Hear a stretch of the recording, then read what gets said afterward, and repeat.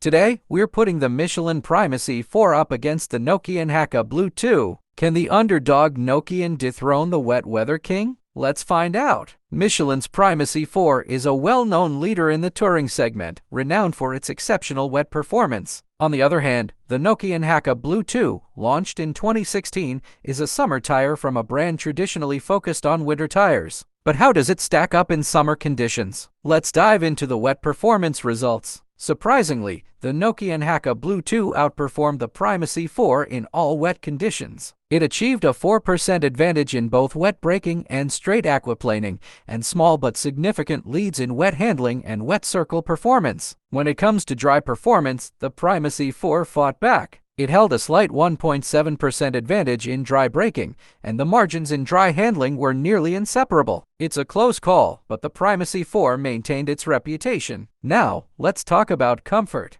The Hakka Blue 2 excelled here, scoring higher in both noise and comfort categories. It was ranked number 1 in comfort and second in noise among 8 competitors, making it the more comfortable ride. Rolling resistance is a crucial factor for fuel efficiency, and this is where the Primacy 4 shines. It outperformed the Hakka Blue 2 by approximately 6%, earning a B label compared to Nokian's C label. So, what's the final verdict? The Nokian Hakka Blue 2 emerged as a strong contender, particularly in wet conditions and comfort. If wet performance and comfort are your priorities, the Hakka Blue 2 is a great choice. However, the Michelin Primacy 4 still holds its ground with better rolling resistance and dry performance. For those seeking efficiency and balanced dry performance, the Primacy 4 remains a solid option. Thanks for watching, and don't forget to subscribe.